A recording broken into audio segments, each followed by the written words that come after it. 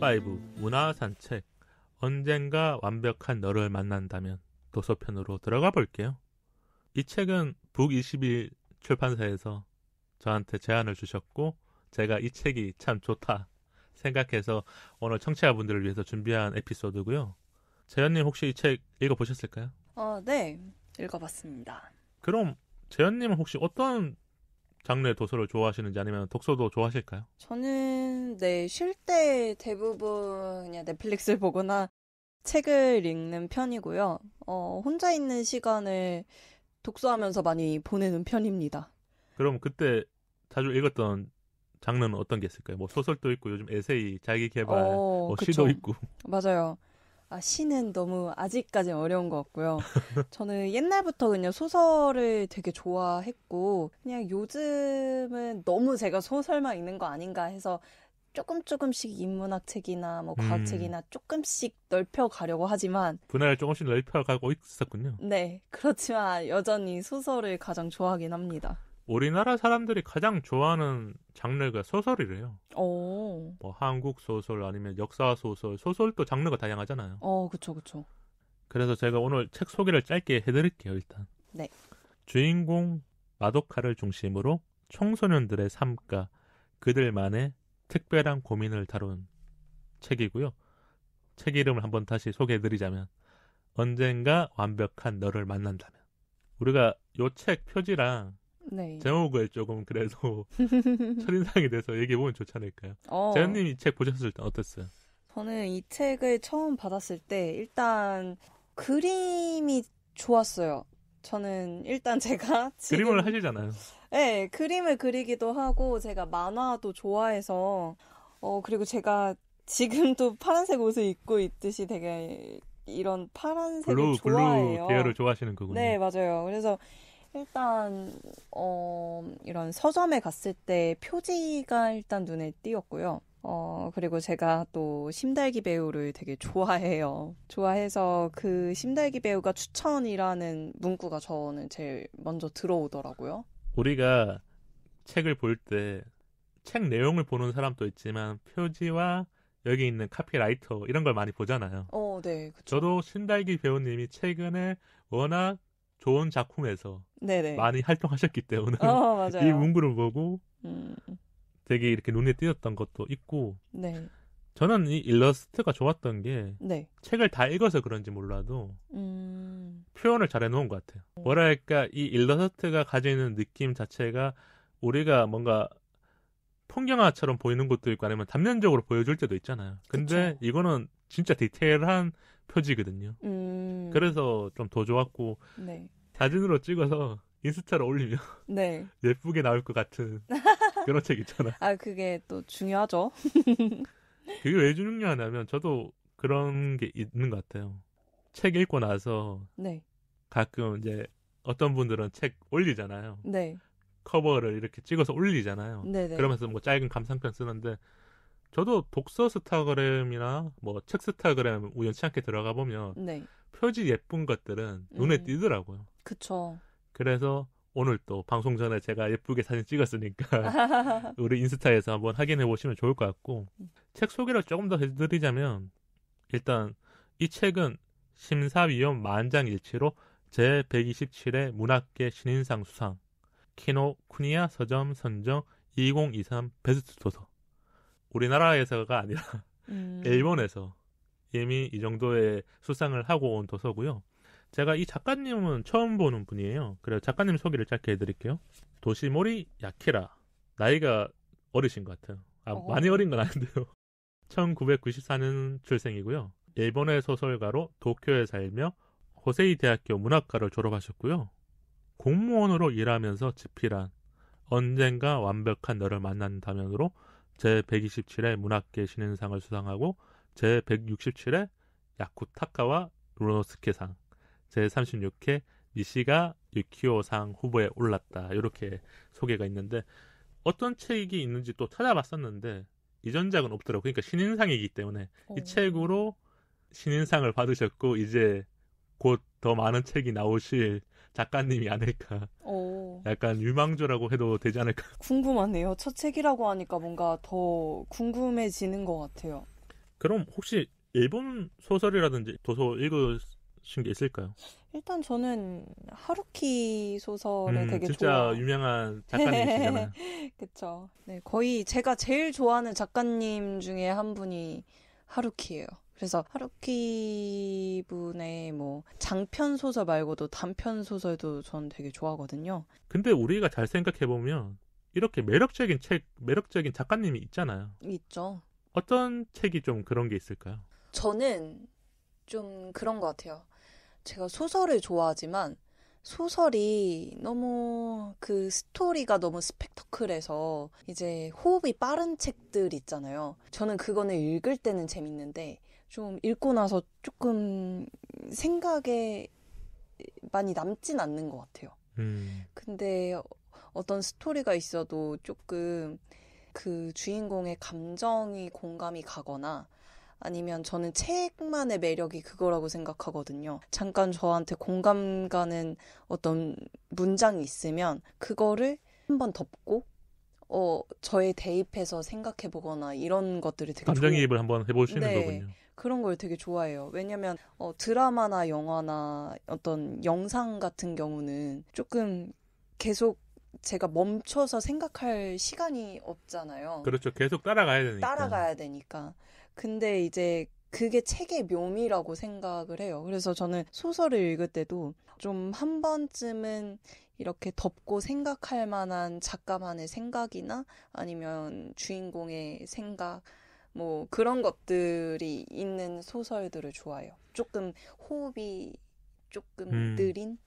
그리고 텀을 주는 거죠. 맞아요. 근데 그 텀 안에 나의 생각, 나의 사색할 수 있는 것들을 넣는 거고. 맞아요. 근데 이 책이 참 좋았던 게 네. 제목도 언젠가 완벽한 너를 만난다면 맞아요. 우리가 이 책을 안 본 분들도 네. 완벽한 너를 궁금해 하거든요. 맞아요. 이게 진짜 뭐 이성일지 네. 아니면 어떤 뭐 신적인 존재일지 아니면 나 자신 안에 있는 자아일지. 맞아요. 그래서 이런 상상을 하면서 빠져들 수 있고 책이 좋은 게 네. 뭐 이건 저만의 계치겠지만 네네. 짧아요. 120페이지. 너무 좋네요. 왜냐면 500페이지, 뭐 600페이지 책도 좋은 책이 많지만 네. 그런 책들은 직장인들이나 아니면 지금 대학생들, 뭐 청소년들이 읽기에는 쉽지 않거든요. 아, 맞아요. 저도 책 읽는 걸 되게 좋아하긴 하는데 너무 긴 책을 완독하기에는 쉽지 않더라고요. 네. 그래서 뭐 이렇게 책이 잘 나온 것 같고 제가 조금 더 소개해드리자면 이 책의 내용의 전반적인 이야기는 어디에도 속하지 못한다고 느끼는 청소년들의 이야기예요. 근데 우리가 청소년 시절을 다 겪었잖아요. 그쵸. 그렇기 때문에 조금 더 공감하고 여기서는 조금 더 한 단계 나아갔던 것 같아요. 내가 청소년 때 이런 생각을 했었을까? 왜냐면 청소년 때 생각을 못하는 게 그때는 입시하느라 바빴거든요. 대학교 가느라 바빴는데 맞아요. 이따가 또 얘기하겠지만 여기서는 연애 얘기도 나오고 아니면 뭐 신체의 변화라든지 아니면 좀 꿈에 대한 얘기 아니면 이런 가족 관계 안에 있었던 이런 상황들도 나오니까 조금 더 달아보는 걸로 하고요. 일단 이 책의 주인공이 마도카인데 마도카 주변 인물들의 사연도 같이 나오는 게 있어서 우리가 조금 소개를 해드릴게요. 첫 번째가 시작할 때부터 바로 스포일러를 많이 하진 않을 텐데 신체의 변화가 나와요. 근데 제가 그냥 이 표현을 말하자면 여자분들이 뭐 마법에 걸렸다라고 표현하는 게 좋을 것 같아요. 왜냐하면 그 단어를 쓰면 팟빵에서 자체 필터링이 돼서 이게 19금 컨텐츠로 올라갈 것 같거든요. 그래서 이렇게 표현할 수 있는데 우리가 청소년 시절에는 2차 성징이 일어나기도 하고 나의 감정 변화와 신체 변화 아니면 예민해질 때가 많잖아요. 그쵸. 근데 학교 생활은 해야 돼. 내가 내 감정을 숨기고 싶은데 못할 때가 많잖아요. 그쵸. 재현님은 어떠셨어요? 그때 고등학교 때 아니면 뭐 20대 초반에 대학생 때 내 감정을 잘 표현하는 사람이었어요? 아니면 그냥 나는 감정을 잘 표현하지 않고 이렇게 잘 담아뒀던 사람이었을까요? 저는 제가 최근에 고등학교 친구들을 만난 적이 있어요. 그래서 궁금해서 물어봤거든요. 나 고등학교 때 어땠냐. 아, 그래요? 네. 그냥 너무 오랜만에 만나니까 그런 것들이 궁금해져서 물어봤는데 그냥 되게 밝았대요.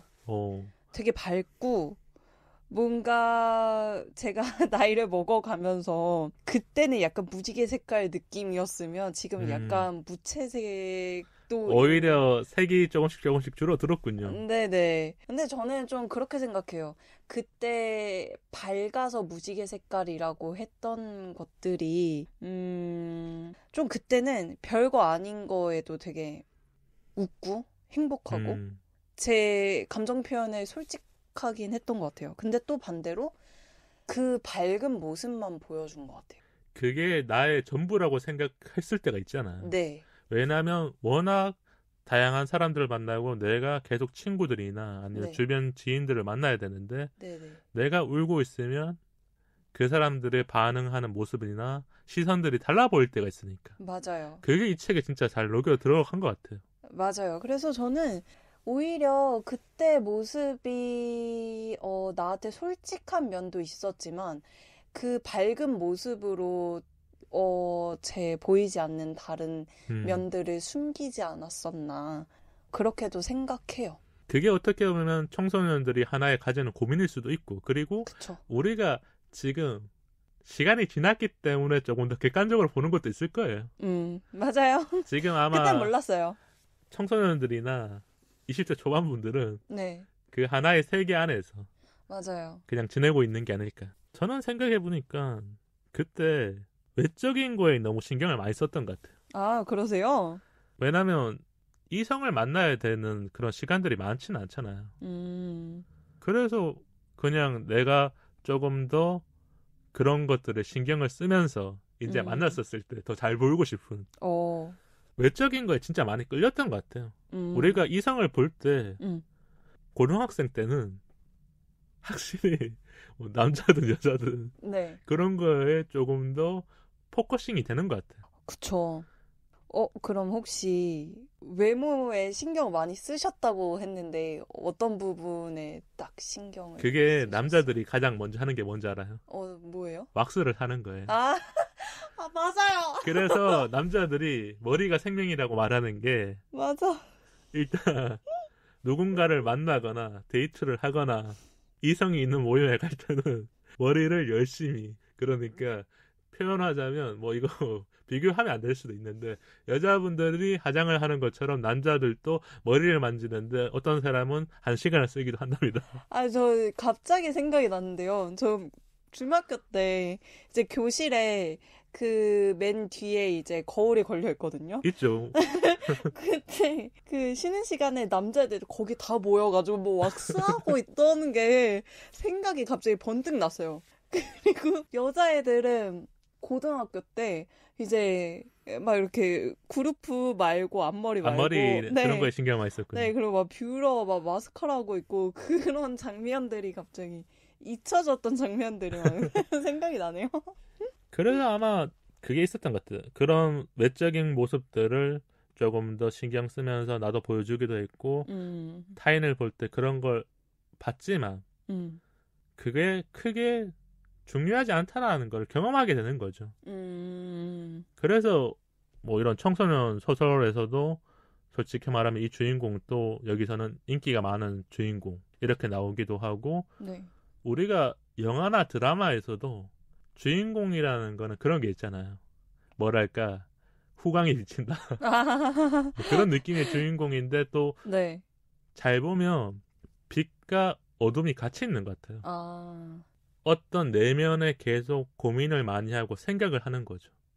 그쵸. 근데 그 심리적인 부분들을 이 책에서 서사적으로 좀 풀어냈기 때문에 독자분들이 읽었을 때 좀 따라가기 쉽지 않을까. 저는 이런 생각이 들었고 저는 남자인데도 불구하고 여기 주인공 여자거든요. 네. 이렇게 천천히 따라갔지만 아마 여성 독자분들은 조금 더 공감하거나 아니면 감정이입이 잘 되지 않을까 이런 생각이 들더라고요. 그리고 두 번째는 질투심과 독점력. 이게 고등학교 때 우리가 처음으로 아니면 중학교 때 친구랑 유대관계가 쌓이잖아요. 또래라는. 그쵸.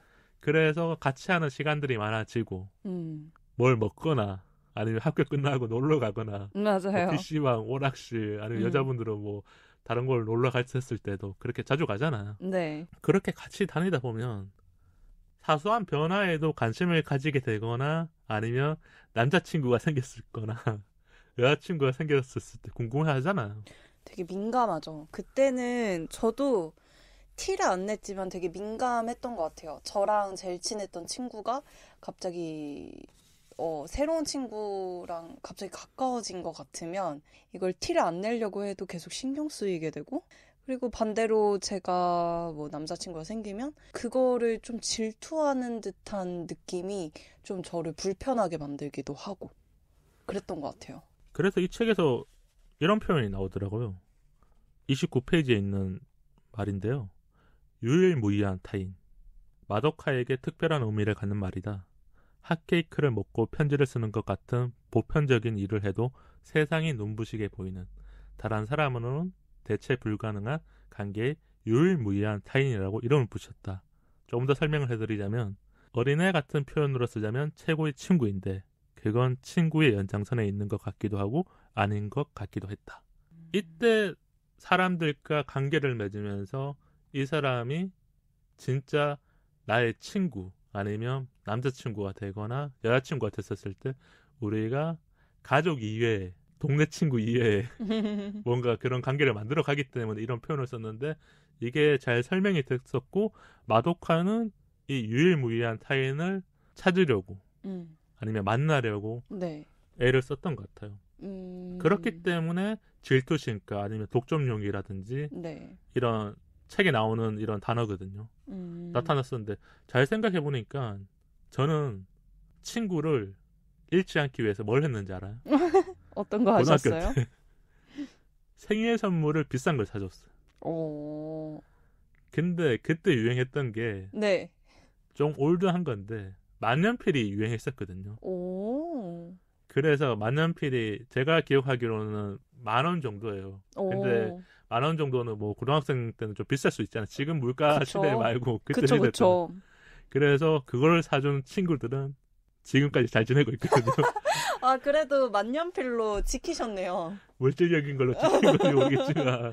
그렇네요. 그래서 그게 기억이 남는데 아마 그때 그런 생각이 들었던 것 같아요. 다른 친구들보다 네. 좋은 생일 선물을 줘야겠지. 이게 뭐 아까 말한 독점력 이런 거보다는 순수한 마음인데 나도 모르게끔 이걸 주면 이 친구가 내 옆에 더 있을 것 같다라는 고등학교 때만 할 수 있는 그런 생각 있잖아요. 지금은 뭐 더 비싼 거 사준다고 해도 친구들이 다 옆에 있지는 않겠지만 그쵸. 그런 게 있었던 것 같아서 이 책 읽으면서 조금 생각이 나서 얘기해드렸고요.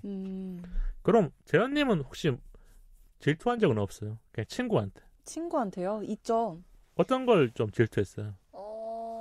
근데 저는 지금도 있는 것 같아요.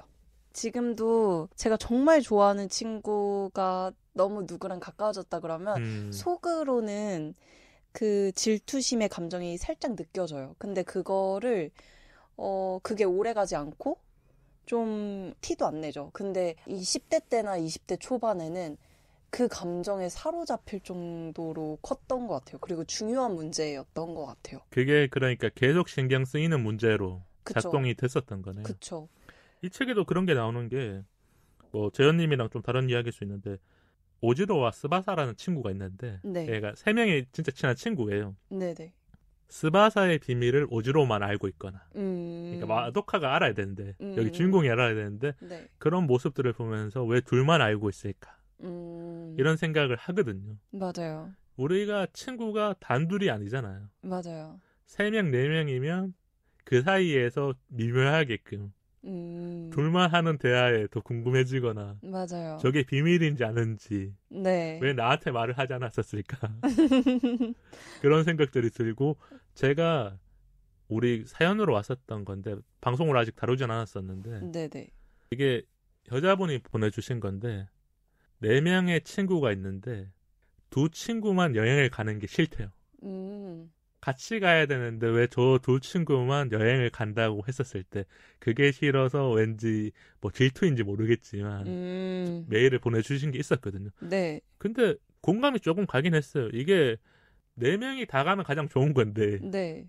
둘이 갔었을 때는 또 다른 거잖아. 그쵸. 아, 그리고 이게 4명일 때랑 또 3명일 때가 달라요. 달라요 또. 그 차이가 진짜 또 큰가 보네요. 아이, 그죠. 커요. 일단 뭔가 나만 빼고 가는 것 같고. 아, 뭔가 그런 것 같아요. 그러면 이런 거네요. 그러니까 4명의 친구에서 네. 3명만 여행 가면 1명은 진짜 소외된 느낌만 받는 거군요. 그쵸. 이거는 그러니까 친구 사이에서 절대 하면 안 될 일. 맞아요. 이게, 봐봐요. 5명일 때 4명이서만 갔다고 해봐요. 그러면 더 커지는 거고. 왜냐하면 내가 4명 안에 못 들어갔어요. 그러니까요. 왜 나만 못 들어갔지라는 생각과 함께 더 4명의 친구를 미워해야 될 때가 있으니까. 그쵸. 좀 오만 가지 생각이 들게끔 만약에 물어라도 봤으면 모르겠는데 물어보지도 않고 그렇게 해버렸다. 뭐 어떤 사건이 있었던 것도 아닌데 그러면 좀 나이를 떠나서 오만 가지 생각하게 그러면 되죠. 진짜 상처가 생길 것 같아요. 아, 그쵸. 그리고 이제 마지막으로 또 나오는 게 여기 연애. 근데 조금 특별한 연애예요. 동성애 연애. 저는 처음에 이 책 읽을 때 네. 상상을 못했어요. 그러니까 우리가 청소년 소설이라고 보면 풋풋한 네. 그런 어릴 때 순수한 마음의 연애를 많이 생각하잖아요. 네네. 그래서 그냥 여고생의 그런 뭐 선생님을 좋아한다. 아니면 나보다 뭐 2살 선배인 뭐 운동부 선배 네네. 뭐 그런 느낌 있잖아요. 네. 근데 이 책에서는 동성애 연애를 다루는데 조금 심도 있게 다뤄줬던 것 같아요. 그래서 그 추천사라든지 출판사에서 추천평 자체가 조금은 현실적인 걸 얘기해준다. 이런 표현들이 있었던 거고. 그럼 친구들과 그때 연애 얘기를 진짜 많이 하잖아요. 그쵸. 어떤 얘기를 가장 많이 했어요? 20대 초반으로 돌아간다면. 20대 초반이요? 우리가 뭐 고등학생 때 연애 얘기해도 되지만 그때는 뭐 이슈 했으니까. 네. 글쎄요. 근데 그때는 일단 10대, 20대 초반에는 제가 아는 것보다 모르는 게 더 많잖아요. 그렇죠. 그러니까 모르니까 더 물어봤던 것 같아요. 지금은 이제 뭐 제 취향도 알고 좀만 만나도 이 사람이 뭔지 알겠고 이런 게 있는데 그때는 그냥 다 모르겠고 그리고 그래서 화도 많이 났던 것 같아요. 막 제멋대로 굴기도 하고 제가. 그러니까 이런 감정이 되게 컸거든요. 그런 감정 변화가 요동치는데 네. 연애하는 데서 그런 모습들도 보일 수도 있고 네. 친구들을 만났었을 때도 어떻게 보면 그게 말을 할 때도 있잖아요. 네. 남자친구랑 싸우거나 네네네. 아니면 남자친구랑 어떤 트러블이 생겼었을 때 네네네. 그냥 속 시원하게 털어주면 네네. 친구들이 잘 들어주잖아요. 맞아요. 그리고 그때는 뭔가 해결책을 원하는 것보다도 그냥 제 편 들어주고 같이 욕해주고 이런 거를 좋아했던 것 같아요. 막 그랬던 것 같아요. 그때는 그냥 막 연애가 다였거든요. 그럼 이런 상황은 있었을까요? 한 사람을 친구가 좋아하게 됐었을 때 짝사랑인데 네. 쉽게 예를 들면 네. 동아리에 네. 정말 괜찮은 선배가 있어. 네. 나도 짝사랑하고 있었는데 어느 날 친구가 네. 내가 짝사랑하는 걸 모르고 그 친구가 말하는 거야. 그 선배 참 괜찮지 않아? 아니 뭐 이런 상황. 이게 근데 잘 네. 생각해보면 네. 우리가 사회에 나오면 동네 친구들과 그런 관계가 생길 일은 없잖아요. 근데 네. 고등학교를 같이 다니거나 대학교를 같이 다니면 네. 같은 울타리 안에 있는 사람들이 겹치잖아요. 그쵸. 그래서 뭐 이런 비슷한 상황들이 생기기도 하고 네. 이거를 말을 안 하니까 짝사랑인 걸 말 안 하니까 네. 내가 짝사랑하는데 저 친구가 짝사랑하는 경우도 생기지 않을까요? 저는 그런 적 있어요, 사실. 고등학교 때 제가 얘가 호감이 가는데 그 친구가 나 얘 좋아해 이렇게 얘기를 하더라고요. 근데 저도 그때 좀 지기 싫어서 나도 좋아하는데 이랬어요.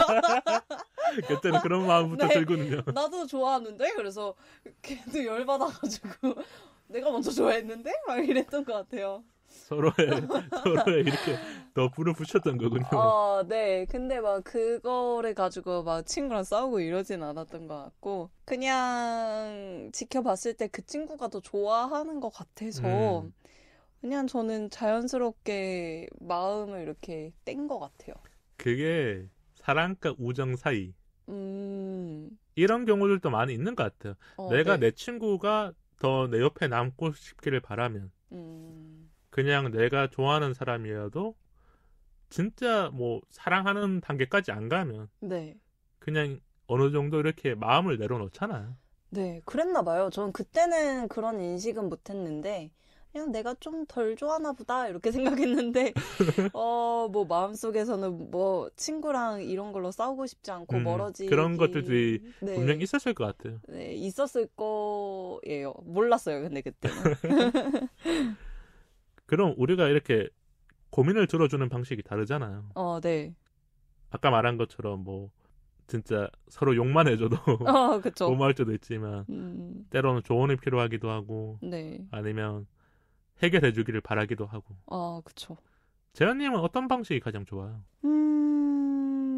현재로 따지면 저는 조언은 되게 아끼는 편이에요.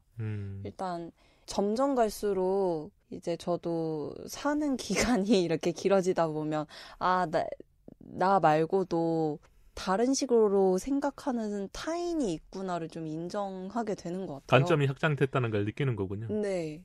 난 이렇게 생각하지만 얘는 아닐 수도 있겠다를 생각하고 옛날에는 좀 더 난 얘에 대해서 알아. 이렇게 단정 짓기도 했는데 저는 기본적으로 요즘은 나는 당신에 대해서 잘 몰라요. 이렇게 시작을 하고 더 그거를 유지하려고 하거든요. 그래서 고민을 들었을 때 네. 조금 더 넓게 생각하게 되는 그런 게 생긴 거군요. 그럼. 그래서 좀 더 들어주는 편이고 근데 거기에서도 뭐 언니는 어떻게 생각해? 넌 어떻게 생각해? 물어보면 내 생각은 이런데 하면서 말해주고 그때는 되게 솔직하게 말해요.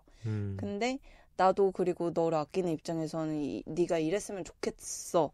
근데 너도 너의 생각이 있으니까 너 마음 안을 잘 들여다봐. 네가 하고 싶은 거래. 이렇게 얘기하지만 제가 10대 때는 그냥 뭐 제가 생기는 거 막 다 말하고 야 이게 맞아 이렇게 해야지 막 오히려 더 그랬던 것 같아요. 직언직설을 했군요. 네, 직언직설도 하고 막 열정적으로 들어주고 막 같이 분개하고 그리고 또 제 얘기에도 같이 분개해주길 원하고 막 그랬던 것 같아요.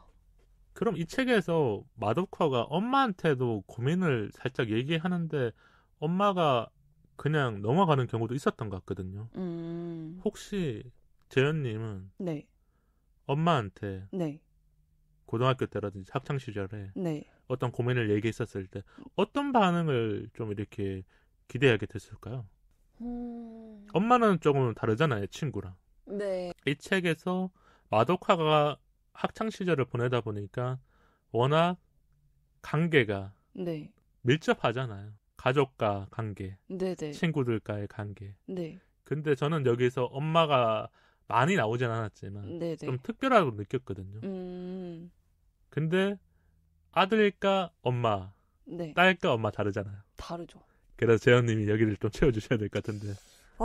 근데 저는 지금은 엄마랑 되게 별별 얘기 다 하고 친구처럼 지내거든요. 근데 10대 때는 잘 안 했던 것 같아요. 왜냐면 그때는 친구가 더 편했고 부모님한테 내 얘기를 한다는 것 자체가 조금 더 어렵고 좀 불편하게 느껴졌던 것 같아요. 그래서 만약에 그럼에도 엄마한테 말하는 거면 저는 조금 제 상황으로 봤을 때는 좀 용기를 낸 거거든요. 그게 용기가 생겨야 엄마한테 말을 하고 네. 엄마가 이거를 어떻게 반응할지를 네. 무서워했던 적도 있었던 것 같아요. 맞아요. 내가 그냥 편하게 할 얘기일 수도 있는데 네. 엄마한테 말하니까 엄마가 갑자기 뭔가 화를 내시진 않았겠지만 맞아요. 뭔가 조금 뭐라 이렇게 강렬하게 맞아요. 말할 때도 있고. 그리고 만약에 그렇게 됐을 때 되게 상처받죠. 되게 그때. 상처가 크잖아요. 맞아요. 그래서 이제 일단은 그럼에도 불구하고 부모님한테 엄마한테 말했을 때는 조금 나를 들어주고 인정해 주길 바라는 것 같아요. 그게 가장 큰 것 같아요. 그쵸. 그 효과가 시간이 지났었을 땐 더 큰 거고. 그쵸. 저는 학창 시절 때 어땠는지 돌아보니까 그냥 진짜 기억이 남는 거는 친구나 뭐 주변 지인들, 후배들이 전화 오면 1시간이나 2시간 동안 그냥 들어줬던 것 같아요. 그래서 지금 제가 사회를 할 수 있는 이 원천이 생긴 게 아닐까. 아, 그때를 양분으로. 그때 기숙사 옥상에서 1시간 반 동안 사람들의 얘기를 듣고 진짜 내가 사람들의 이야기를 듣는 걸 좋아하는구나. 알게 됐고 그러면서 이제 대학교를 졸업할 때쯤 네. 이제 이 라디오 방송을 시작하면서 이 뉴미디어의 세계로 진입을 했었던 천직이셨네요. 천직. 생각해보니까 그렇더라고요. 이 책을 읽으면서 그런 과거의 나의 모습들을 찾아갔던 것 같아요. 우리가 책이 주는 그런 하나의 뭔가 타임머신 기능이 있잖아요. 맞아요. 그런 시간 여행을 하게 될 때 되게 좋은 것 같아요. 그 시간들이 더 남더라고요.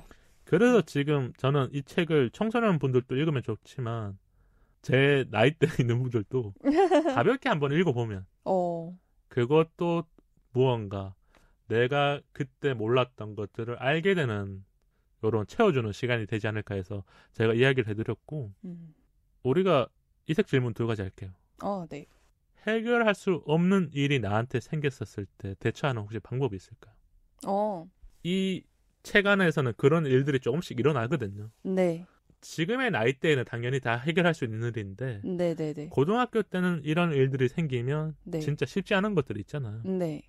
여기서는 뭔가 어떤 연애의 끝맺음 네네네. 아니면 나의 신체적인 변화에 대한 무언가가 생겼었을 때 네. 이런 것들이 조금 그러니까 고등학생 관점으로 주인공의 관점으로 이렇게 시점으로 보이더라고요. 재현님은 어떠실 것 같아요? 근데 저는 이게 10대 때뿐만 아니라 해결할 수 없는 일이 있는 게 당연하다고 생각해요. 왜냐면 이게 20대, 30대 뭐 나이가 먹어서도 사고라는 것도 있고 천재지변도 있고 내 노력이나 내 어떤 의지만으로 안 되는 일이 사실 더 많거든요. 그렇죠. 그거는 뭐 어떻게 해결할 수 없어요. 그냥 내가 겪어야 되는 일인 거거든요. 전 지금 제가 좀 사고가 나서 아프면서도 그런 일들에 대해서 되게 많이 생각해요. 내가 오히려 내 스스로 내 노력만으로 다 할 수 있다고 생각했던 내 10대, 20대가 오히려 조금 더 어떻게 보면 오만했다라는 생각을 하거든요. 그래서 지금 돌이켜보면 그런 생각이 들 수 있는 거군요. 네, 그래서 오히려 우연이라는 것도 있고 그리고 제가 언제 그런 문구를 본 적이 있어요. 어디서 봤는데 사람들이 참 우연에 대해서 되게 무시를 한대요. 그러니까 우연이라는 게 되게 삶이 우연의 연속이기도 한데 우연을 무시하고 그냥 자기의 의지, 노력 이런 것들만 생각하면서 산다고 하더라고요. 근데 저는 이제 해결할 수 없는 일이 생기는 거는 당연한 부분이고 나 말고 타인도 있고 이런 우연이라는 것도 있고 천재지변도 있고 하니까 이런 거를 조금 더 당연하게 생각하는 게 어쩌면 해결 방법이지 않을까 이런 생각을 했어요. 그게 아마 나이를 조금씩 먹으면서 하나의 노련함이라고 할 수 있을 것 같아요. 어릴 때는 무슨 일이 생기면 당황부터 하거든요. 어떻게 해야 될지 모르니까. 그쵸. 막 가슴이 뛴 적도 있었고 아니면 잠이 안 온 적도 있었고. 맞아요. 근데 지금은 어떤 일이 생겼었을 때 차분하게 생각하는 것 같아요. 그래서 제가 참 어렸을 때부터 많이 생각했었던 게 예전에 mp3를 들고 다니면 줄 이어폰이잖아요. 네네. 항상 많이 꼬여 있었어요. 주머니에 넣고 다니면. 그쵸. 가방에 넣으면. 맞아요. 근데 저는 그 줄 푸는 게 재밌었거든요. 오. 그 이어폰 줄을 풀면서 내 인생도 이렇게 풀리겠지라는 그런 바보 같은 생각을 자주 했어요. 그 줄이 묶여 있을 때마다. 되게 긍정적이셨네요. 되게 긍정적이시다. 되게 좋은 것 같아요. 그래서 그 줄을 수백 번 풀다 보니까 20대가 지나 있었고 30대에도 가끔 줄 이어폰 쓰거든요. 저는 아직. 그래서 그때로 되돌아가는 느낌이 있는 거고 우리가 해결할 수 없는 일들이 생겼었을 때는 네. 긍정적인 마음이 가장 큰 것 같아요. 그걸 가지는 것도 쉽지 않겠지만 맞아요. 워낙 힘든 일 아니면 내가 견딜 수 없는 일들도 많이 오니까. 근데 제가 드라마 대사 중에 이런 말을 좋아해요.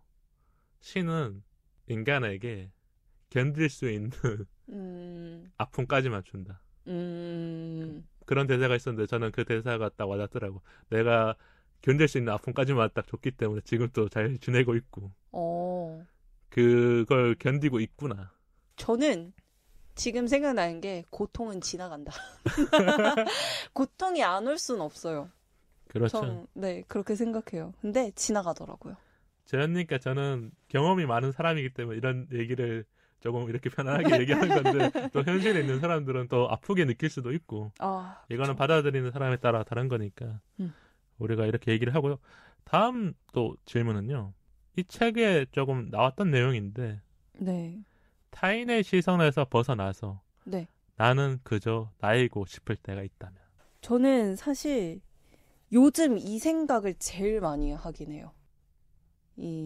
그저 나이고 싶은 거, 온전히 내 시간을 보내는 거, 이게 지금 저의 최대 관심사예요, 사실.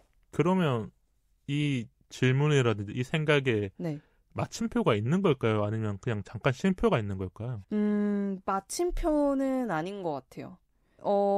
왜냐면 저는 생각이라는 거는 살면서 계속 바뀌는 거기 때문에 마침표는 아닌 것 같고, 근데 쉼표인 것 같아요. 제가 생각했을 땐 쉼표인 것 같고, 그리고 지금 시점에서 제가 타인의 시선에서 벗어나서 저이려고 하는 거는 그냥 저 혼자만의 시간을 좀 되게 중요하게 생각하게 됐어요. 근데 그 시간이 소중한 거군요. 네, 되게 소중하고 그게 별거 아니라 그냥 집에 가족들이랑 같이 있으니까 제가 제 방에 있어도 그 공간이 분리됐다고 하더라도 타인이 있는 거잖아요. 온전히 나만의 시간이 아니라고 느낄 수 있는 거니까. 네, 그래서 저는 그냥 집 앞에 그냥 짐 가볍게 하고 가서 카페에 가요. 그래서 그날 기분에 따라서 제가 뭐 녹차가 땡기면 요즘 녹차에 꽂혀서 녹차를 시키기도 하고 아메리카노가 땡기면 그것도 시켜서 그냥 멍하니 하늘 바라보거나 그냥 지금 내가 뭘 하고 싶지? 지금 내 기분은 어떻지? 이런 것들을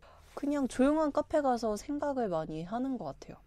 그리고 그냥 어떤 고민이 들면 옛날에는 고민하지 말아야지. 이런 거 쓸데없어. 이렇게 생각했는데 지금은 그냥 제 마음을 들여다봐요. 나한테는 지금 이런 고민이 있구나. 나는 지금 이런 게 불안하구나. 이러면서 뭔가 제 자신이랑 대화하는 시간이라고 생각을 하거든요.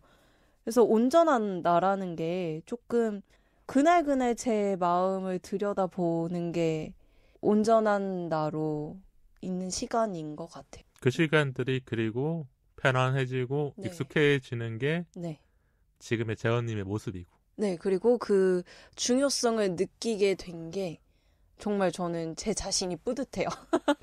뿌듯해요. 잘하고 있다. 더 잘하셔야 될 것 같은데요? 그럼요. 저 말씀드렸듯이 이건 마침표가 아니라 쉼표기 때문에 앞으로도 더 저랑 갖는 시간, 제가 저랑 갖는 시간을 더 늘려볼 생각입니다. 그럼 저는 재현님보다 나이가 더 있으니까 마침표를 찍을게요. 그리고 좋아요. 준비를 해왔어요, 딱. 네. 잘 생각해보니까요. 나로서 살아온 시간이 얼마 안 된 것 같더라고요. 우리 부모님의 아들로, 친한 친구들의 친구로, 사랑하는 그녀의 남자친구로, 후배들의 선배로 항상 그렇게 살아왔다는 생각이 들었거든요. 그리고 어느 정도 시간이 지나서 나는 그저 나이구나 라는 걸 느끼고부터 이제 나만의 시간을 갖기도 하고 내가 힘들다라는 표현을 조금 더 했던 것 같아요. 근데 그게 아마 30대 초반이 딱 지났을 때 지금 청취자분들 아니면 이 책을 읽는 독자분들도 이 시간이 늦게 오는 분들도 있을 것 같아요. 왜냐하면 우리가 계속 사회생활을 해야 되거든요. 맞아요. 타인과 아니면 나의 주변 사람들 사이에 살아가기 때문에 그 사람들한테 맞춰 살아가거나 아니면 그 사람들과 무언가를 같이 하고 살아가기 때문에 내 감정을 숨기거나 아니면 표현을 안 하거나 이랬었는데 조금씩 그거를 풀고 나서 저는 이제 마침표를 찍고 지금은 나를 나로서 잘 살아가고 있는 게 아닐까. 저는 근데 또 제가 SNS에 중독된 적이 있는데요. 인스타그램을 하다 보면 또 이게 반응에 하나하나 이렇게 신경 쓰게 되고 좋아요 수에 집착하게 되잖아요. 그게 딱 보여지는 수치가 있으니까. 맞아요. 이 책에서도 SNS가 나오는데 네. 그러면 재현님은 언제 가장 신경 써요? 게시물을 올리고 나서? 일단 게시물 올리고 나서 거의 실시간으로 확인을 하긴 해요. 좋아요가 몇 개 달리나? 몇 개 올라갔는지? 네, 그리고 누가 만나까지도 봐요. 근데 이게 저는 또 직업이 모델이다 보니까 이게 되게 일적으로도 중요하단 말이에요. 그렇죠. 네. 이게 뭐 좀 계속 올려줘야 되고 이게 반응을... 사생활적인 공간에서 확장이 네네. 된 거니까요. 그럼요. 일과 같이 하는 부분이기 때문에 맞아요. 저도 재현님 인스타를 들어가 보면 맞아요. 전문적인 이제 사진들이나 아니면 네네. 어떤 프로필이라든지 아니면 네. 광고를 했던 차량들도 맞아요. 올라오기 때문에. 맞아요. 그걸 통해서 또 인스타로 이 일도 들어오기도 하고 그래서 중독이 되는데 근데 저는 약간 그런 건 것 같아요. 그런 것까지는 좋아요. 좋은데 그리고 저는 조금 더 이거는 피해야겠다 하는 게 남의 게시물을 너무 많이 보다 보면 어쩔 수 없이 저도 사람인지랑 비교하게 돼요. 그냥 비교하게 된단 말이에요. 남들 어쨌든 저도 저의 좋은 모습만 올리지만 남들도 본인의 다 좋은 모습만 올리잖아요. 그래서 머릿속으로는 이게 다 서로 다 좋은 모습만 올리는 거야. 이걸로 내 안 좋은 점과 이 사람의 좋은 점만을 보고 비교하지 말자. 머리로는 알아도 사람이 비교하게 돼요.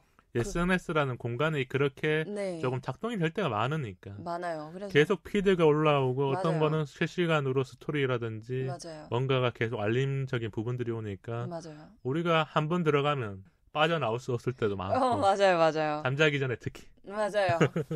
그래서 저는 좀 요즘 쉴 때 SNS 그래도 좀 안 보려고 하거든요. 저도 약간 활동을 줄이기도 했고, 그리고 남들도 제가 좋아하는, 관심 있어 하는 타인만 보지, 이렇게 모든 타인을 보진 않아요. 근데 이렇게 중독됐을 때는 모든 타인을 좀 봤거든요. 그래서 이거에서 좀 멀어지니까 아예 이 시대에 SNS를 안 할 수는 없는 것 같고, 그래도 이런 부분을 좀 멀리 하다 보니까 좀 남들이랑 비교하거나 내 좋아요 수에 집착하거나 이거에서는 약간은 자유로워진 것 같아요. 잘 됐네요. 칭찬해. 내 자신 막 이래. 저는 SNS를 네. 지금 한 달 정도 안 했었는데 예전에 좀 기억이 남는 게 제가 뭐 그림이라든지 글 같은 걸 올렸어요. 네. 그러면 진짜 어떨 때는 좋아요가 되게 많이 올라가요. 근데 그 좋아요 사이에 지인들이 좋아요를 누른 거는 보이잖아요. 그쵸. 그래서 정말 엉뚱하지만 친한 동생한테 네. 물어봤어. 뭐라고요? 너 이거 좋아요 왜 눌렀어? 근데 저는 진짜 가볍게 물어봤는데 네. 그 친구의 대답이 내가 게시글을 계속 올려야 되겠구나라는 생각이 든 적이 있었거든요. 그 친구가 그냥 나의 개인 계정이 다른 계정보다는 조금 더 편안하게 느껴졌대요. 그리고 저는 뭐 한 3줄? 2줄 이렇게 적거든요. 네. 그래서 그냥 솔직하게 말했을 때 그때 물었었을 때는 그냥 그 친구가 좋아요를 많이 누르는 친구일 수도 있잖아요. 그쵸. 그런 대답을 할 줄 알았는데 오히려 너무 이렇게 좋은 얘기를 해주니까 나도 이제 올릴 때 조금 더 신경을 써야겠구나. 좀 더 책임감이 네, 그런 생기셨나? 생각이 들어서 어, 조금 더 다듬기도 하고 나도 올릴 때 조금 더 인스타에 잘 나오는 사진을 올렸던 기억이 나서 짧게 얘기해드리고 이런 부분 같아요. 우리가 SNS라는 게 생기면서 많은 것들이 변해가는 것 같아요. 그쵸. 나도 타인에 대해서 내 주변 사람들에 대해서 더 많이 볼 수 있는 시간들이 생긴 거고 맞아요. 그리고 주변 지인들도 내가 올리는 무언가에 더 관심을 가지고 얘기를 하는 거죠. 그러니까 우리가 만나는 시간들은 줄어들거든요. 맞아요. 근데 서로의 일상의 속속들이 어디 갔다 왔는지 어디 카페에 있는지 맞아요. 너 여행 어디 갔지 왔지 뭐 이런 것까지 다 알게 되니까 맞아요. 그래서 우리가 SNS를 못 끊는 게 아닐까 이런 생각이 좀 드네요. 그럼 오늘 우리가 1시간 넘게 얘기했지만 네. 독자분들을 위해서 청취자분들을 위해서 네. 책 제목처럼 언젠가 완벽한 너를 만난다면 네. 이 얘기를 좀 마무리 지어야 되는데 아까 우리가 얘기한 것처럼 유일무이한 타인 네. 74페이지에 유일무이한 타인에 대해서 조금은 마도카의 생각이 있더라고요. 유일무이한 타인이 곁에 있어 주기를 바랐다. 마도카를 그냥 마도카로 봐주고 마도카에게 하는 말을 해주는 타인을 원했다. 그런 타인을 자신도 소중히 여기며 잘해주면서 죽을 때까지 함께 있고 싶었다. 그런 사람은 어디에도 없는지 모른다. 이게 저는 조금은 그러니까 앞에 유일무이한 타인에 대해서 던져주고 네. 사건이라든지 어떤 서사가 진행되다가 이 주인공의 이야기를 적어놓은 게 아닐까 해서 이제 독자분들에게 알려드리는 건데 이거는 뭐 진짜 읽는 사람에 따라 다르잖아요. 그럼 우리가 언젠가 완벽한 너를 만난다면 요 질문에 네. 어떻게 보면 스포트라이트를 한번 줘야 지금 출판사에서도 어떤 이야기가 나올까 기대하고 계실 것 같거든요. 그래서 1시간 동안 얘기한 거를 그냥 편안하게 읽게 해주시면 될 것 같아요. 아니면 유일무이한 타인에 대해서 얘기해 주셔도 좋고 아니면 이 완벽한 너가 어떤 거였는지 그냥 아니면 독자분들을 위해서 조금 더 설명해 주셔도 좋고. 저는 이 책을 처음 받았을 때부터 이 제목이 되게 생각하게 만들더라고요. 언젠가 완벽한 너를 만난다면. 그래서 완벽한 너가 뭘까? 저는 사실 책을 받았을 때 내용을 읽기도 전에 이거에 대해서 생각을 했었어요. 카페 가서. 근데 그냥 제가 생각하는 완벽한 너는 여기 책 내용이랑 좀 비슷한 것 같아요. 저도 온전한 나로서 있고 싶어 하는데 그게 제가 생각했을 때는 혼자 있을 때거든요. 근데 혼자 있으면 사람이 외로워요. 그렇죠. 그러면서 타인을 찾게 되잖아요. 그러면 또 타인을 찾으면 외로운 건 없어지는데 또 저를 좀 잃게 돼요. 나의 색이 조금씩 바래져 가는 게 있는 거군요. 그쵸. 그래서 언젠가 완벽한 너를 만난다면의 완벽한 너가 그냥 내가 나로서 있어도 되면서 우리 둘이 있을 때 이미 고독함이 없어진 상태가 아닐까라는 생각을 했었거든요. 근데 이게 과연 가능할까라는 생각을 했는데 그러다 보니까 약간 좀 최근에 본 영상이 떠올랐어요. 어떤 영상인가요?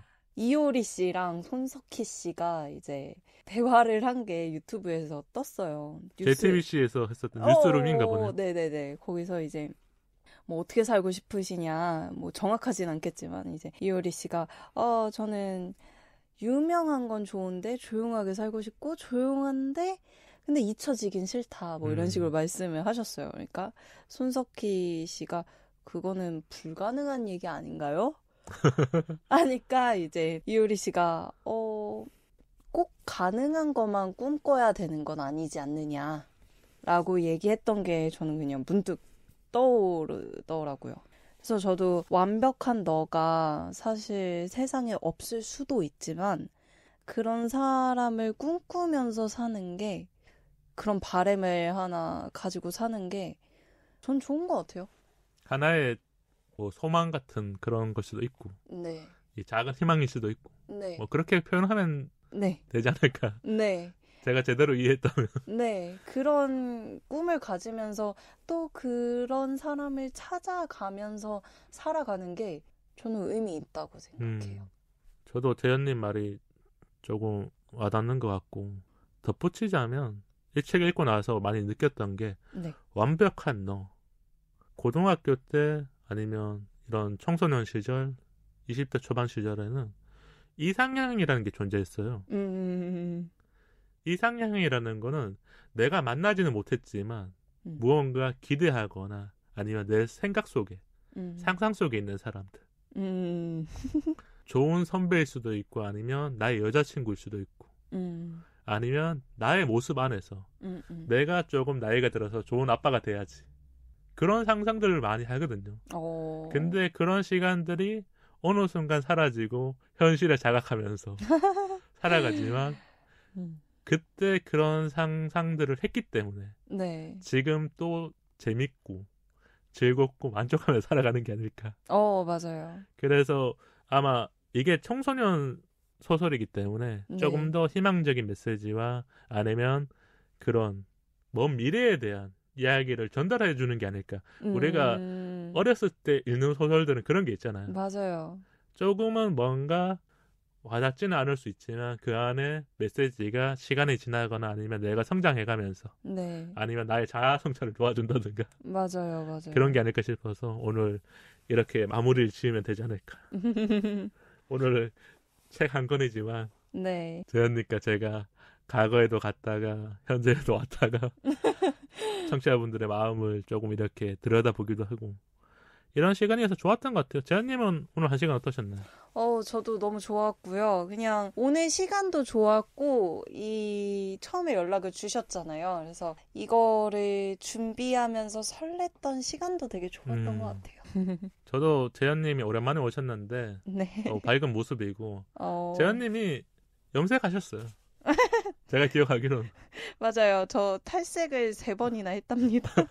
그래서 오늘 또 반갑게 인사를 나누고 편안하게 책도 소개해드렸고 이 책을 제공해준 북21 출판사에게 감사 인사를 드리며 오늘 도서는 이벤트를 통해서 게으트분과 청취자분들에게 선물로 드릴 예정이니 오늘 방송 많이 들으시고 궁금하신 분들은 제가 댓글로 구매 링크를 남겨드릴게요.